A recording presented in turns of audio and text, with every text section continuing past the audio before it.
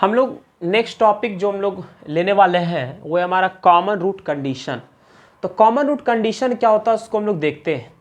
तो हमारे पास दो क्वाड्रेटिक इक्वेशन दिया गया है, एक हमारा है a1x² plus b1x plus c1 equal to 0 और दूसरा क्वाड्रेटिक इक्वेशन है हमारा a2x² plus b2x plus c2 equal to 0। ये दो क्वाड्रेटिक इक्वेशन है और जैसा कि मुझे पता ही होगा क्योंकि अब तक हम लोग बहुत सारे वीडियोज हम लोग क्वाड्रेटिक इक्वेशन के ऊपर कर चुके हैं और क्वाड्रेटिक इक्वेशन का मैक्सिमम दो रूट्स होता है। तो जब हम यहाँ कॉमन रूट की बात करते हैं तो इन दोनों इक्वेशन में दो केस अराइज होता है कि या तो दोनों रूट्स कॉमन हो जाए या तो एक रूट कॉमन हो। ठीक है, तो आइए हम लोग उसी कंडीशंस को यहां देखेंगे कि वो कौन सा कंडीशन होगा जिसमें कि इन दोनों क्वाड्रेटिक इक्वेशन का एक रूट कॉमन होगा और वो कौन सा कंडीशन होगा जिसमें कि इस क्वाड्रेटिक इक्वेशन का दोनों रूट कॉमन होगा। तो हम लोग देखते हैं। तो पहला केस 1, ठीक है, कि क्वाड्रेटिक इक्वेशन अगर ऐसा हो जाए, ठीक है, इसको बोले इफ अगर a1 bye a2 is equals to हो जाए b1 bye b2 is equals to हो जाए c1 by c2, then equation 1 and 2 have both roots in common. ठीक है ना, अगर a1 by A two equal to b1 by b2 equal to c1 by c2, अगर इस condition को अगर ये दोनों इक्वेशन फुलफिल कर रहा होगा तो इन दैट केस इन दोनों इक्वेशन का दोनों रूट कॉमन होगा। ठीक है, ये दोनों रूट कॉमन होगा। कहने का मेरा मतलब है कि अगर इस इक्वेशन को रूट अगर अल्फा बीटा है तो इस इक्वेशन का भी रूट हमारा अल्फा बीटा ही होगा। ये कब होगा अल्फा बीटा? जब ये दोनों इक्वेशन इस वाले कंडीशन को फुलफिल कर रहा होगा, सेटिस्फाई कर रहा होगा, तभी ये चीज पॉसिबल हो सकता है, अदरवाइज ये चीज हमारा पॉसिबल नहीं हो सकता है। ठीक है, चलिए, तो ये था हमारा क्या दोनों रूट्स कॉमन की बात। अब सेकेंड केस हम लोग देखते हैं, केस सेकेंड। ठीक है, और ये सेकेंड केस हमारा क्या है, जब ये दोनों क्वाड्रेटिक इक्वेशन का क्या हो, एक रूट कॉमन हो, तब क्या कंडीशन होगा हमारा। तो है ना, equation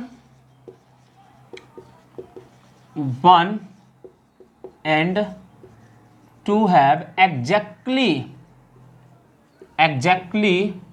one common root, exactly one common roots. कहने का मेरा मतलब है कि जो इक्वेशन हमारे पास दिया गया है क्या, a1x² plus b1x plus c1 is equal to 0 और दूसरा इक्वेशन हमारा a2x² plus b2x plus c2 is equal to 0।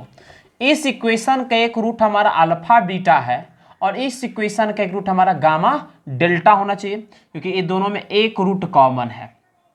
अब देखो, इस इक्वेशन का भी रूट अल्फा, इस इक्वेशन का भी रूट अल्फा है, तो इसका मतलब कि अल्फा इन दोनों इक्वेशन को क्या कर रहा होगा, सेटिस्फाई कर रहा होगा। मतलब a1 alpha square plus bn alpha plus c1 equal to भी 0 होगा और a2 alpha square plus b2 alpha plus c2 equals to भी 0 हमारा होगा।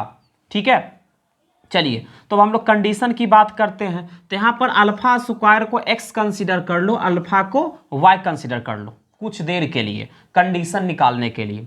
तो जब इसको x कंसीडर करोगे तो हो जाएगा a1x plus b1y plus c1 is equal to 0 और हो जाएगा a2x plus b2y plus c2 equals to 0। ठीक है ना, तो ये हमारा निकल गया pair of linear equation in two variable हो गया। और अगर इन दोनों इक्वेशन को सोल्व करते हैं तो हमें वैल्यू किसका निकल जाएगा, अल्फा का, x और y का वैल्यू निकलेगा। और x और y को क्या माने, एक x को माने अल्फा स्क्वायर, y को माने है अल्फा। ठीक है ना, तो इन दोनों से हमारा अल्फा निकल जाएगा। ठीक है ना, और जो अल्फा आएगा वही हमारा रिक्वायर्ड कंडीशन होगा। ठीक है, तो आइए हम लोग निकालते हैं। तो ये क्या हो जाएगा आपका अल्फा स्क्वायर क्रॉस मल्टीप्लीकेशन आप लोगों ने अंडर 10 तक सीखा होगा। जब बस अल्फा स्क्वायर को लेंगे तब फिर क्या होगा, ये कैंसिल, इसका b1c2 माइनस c1 b2 है ना, b1c2 माइनस c1 b2 बराबर, फिर क्या लेंगे माइनस अल्फा बाई फिर ये हो जाएगा a1c2 minus C1A2 minus C1A2 equal to again फिर 1 लेंगे तो हो जाएगा A1B2 माइनस B1A2 ठीक है। देखो यहाँ पर ये माइनस थोड़ा सा प्रॉब्लम क्रिएट करेगा, तो माइनस को नीचे कर दो तो ये हमारा जो इक्वेशन हो, सॉरी ये वाला जो हमारा एक्सप्रेशन है हमारा फ्लिप कर जाएगा, मतलब ये आगे आ जाएगा और ये हमारा पीछे आ जाएगा। तो ला करके लिख लो सो दैट कि आगे जा करके कैलकुलेशन करने में दिक्कत नहीं आया।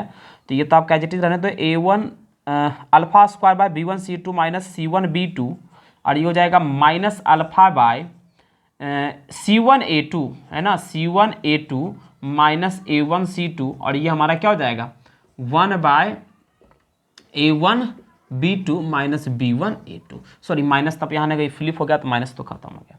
एक बार इन दोनों को इक्वेशन को सोल्व करके अल्फा का वैल्यू निकाल दो, फिर इन दोनों इक्वेशन को सोल्व कर लो, ठीक है। तो I am taking first this part, तो हमारा ये क्या हो जाएगा, ये हमारा जो अल्फा स्क्वायर्ड बाय जो हमारा दिया गया है B1C2 minus C1B2 equal to alpha by A1 C1A2 C1 देख सकते हो C1A2 है ना माइनस A1C2 तो अल्फा से अल्फा चला गया, तो फाइनली अल्फा बराबर क्या निकल जाएगा, ये ऊपर चला जाएगा तो ये निकल जाएगा B1C2 माइनस C1B2 अपॉन यहाँ से C1A2 माइनस A1C2।